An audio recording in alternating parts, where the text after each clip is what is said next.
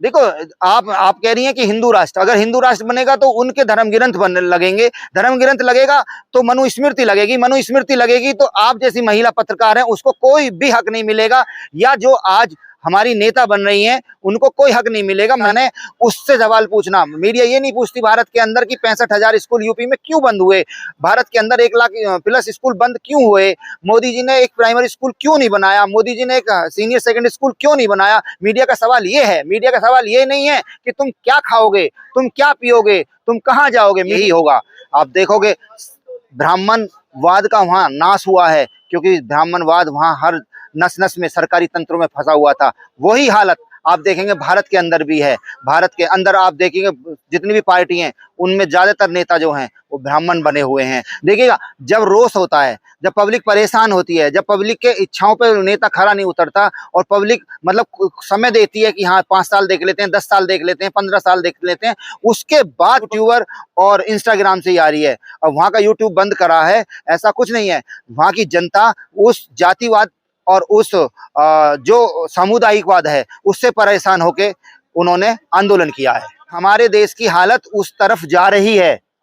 जिस तरह के अंधभक्त बनाए गए हैं पिछले कुछ सालों में, 1 दशक से अंधभक्त बनाए गए हैं, जिनको कुछ नहीं पता, वो सिर्फ हिंदू राष्ट्र बनाने की बात करते हैं। मैं ये कहता हूं, अगर हिंदू राष्ट्र बनना भी खतरनाक है, मुसलमान राष्ट्र बनना भी खतरनाक है। और सारी जनता का शोषण कर रहे थे, जिसको कहते हैं हिंदू राष्ट्र। हिंदू राष्ट्र की कल्पना भारत में भी करते हैं। अगर भारत के अंदर हिंदू राष्ट्र बनता है तो जो हालात आज नेपाल का है वही हालात कुछ दिन बाद भारत का हो जाएगा।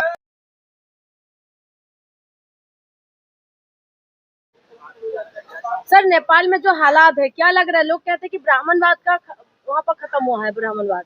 देखिएगा, आज से 7 साल पहले पुरी के शंकराचार्य जी ने कहा था कि जो उदय होगा हिंदू धर्म का वो होगा नेपाल से शुरू। नित्यानंद सरस्वती जी ने कहा था, तो वहां से हो गया है स्टार्ट।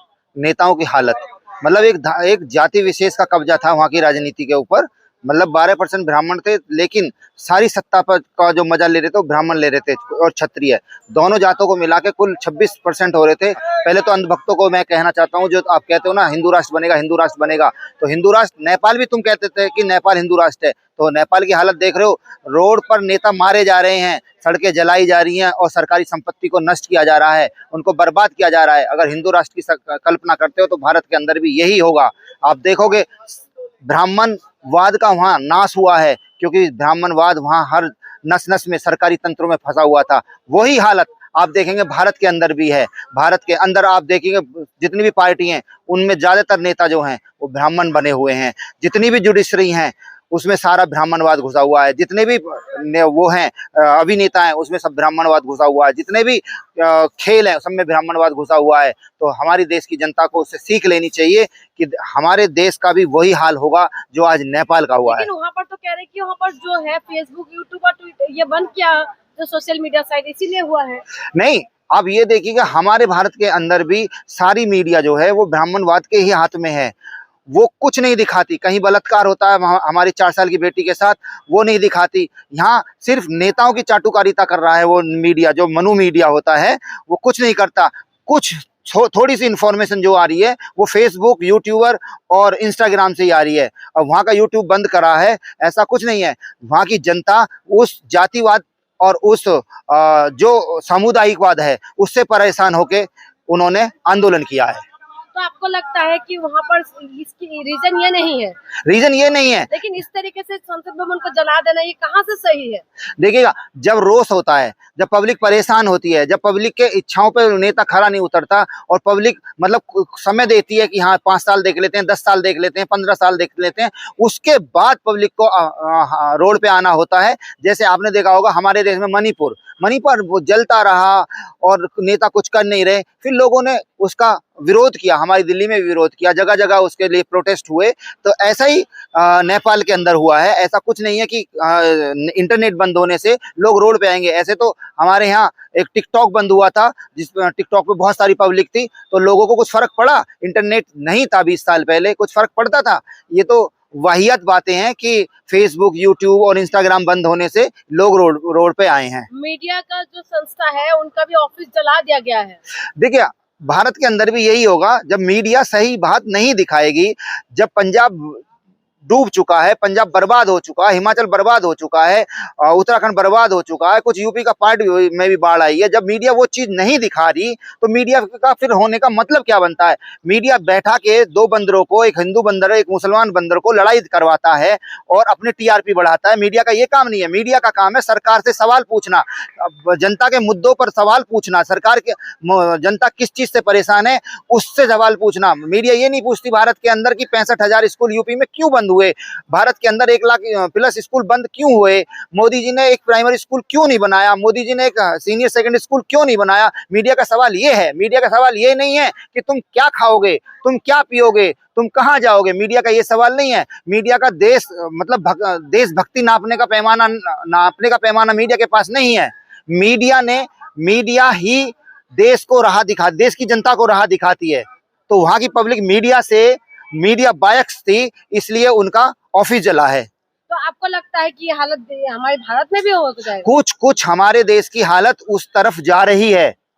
जिस तरह के अंधभक्त बनाए गए हैं पिछले कुछ सालों में, 1 दशक से अंधभक्त बनाए गए हैं, जिनको कुछ नहीं पता, वो सिर्फ हिंदू राष्ट्र बनाने की बात करते हैं। मैं ये कहता हूं अगर हिंदू राष्ट्र बनना भी खतरनाक है, मुसलमान राष्ट्र बनना भी खतरनाक है, क्रिश्चियन राष्ट्र भी बनना भी खतरनाक है, कोई भी जाति विशेष, कोई भी धर्म विशेष राष्ट्र बनना खतरनाक है। देश होना चाहिए, हर आदमी को अपनी बात रखने का अधिकार है। ये किसी के बाप की देश नहीं है कि एक राष्ट्र बने। भारत नेपाल को भी ये बार बार कहते थे कि ये मतलब हिंदू राष्ट्र है। अब हिंदू राष्ट्र की देखी ना, मैं सबसे बड़ा सबक इनको मिला है जो अंधभक्त थे, हिंदू राष्ट्र बनाने के लिए बात करते थे। अगर हिंदू राष्ट्र बनोगे तो एक जाति विशेष की, एक धर्म विशेष की बात रखी जाएगी। तो आपको लगता है कि जो हिंदू राष्ट्र की बात करता है तो वहाँ पर सिर्फ एक विशेष धर्म, विशेष जाति की बात होते हैं? बिल्कुल। देखो, आप कह रही हैं कि हिंदू राष्ट्र, अगर हिंदू राष्ट्र बनेगा तो उनके धर्म ग्रंथ बनने लगेंगे, धर्म ग्रंथ लगेगा तो मनुस्मृति लगेगी, मनुस्मृति लगेगी तो आप जैसी महिला पत्रकार हैं उसको कोई भी हक नहीं मिलेगा, या जो आज हमारी नेता बन रही हैं उनको कोई हक नहीं मिलेगा। महिलाओं को बाप के लिए समर्पित रहना पड़ेगा, गुलाम रहना पड़ेगा, बेटे के प्रति गुलाम रहना पड़ेगा और फिर पति के प्रति गुलाम रहना पड़ेगा। महिलाओं को दो धर्मशास्त्र हैं, उन्होंने 1% भी आजादी नहीं दी गई है, सिर्फ महिलाओं को बच्चा पैदा करने की मशीन माना गया है।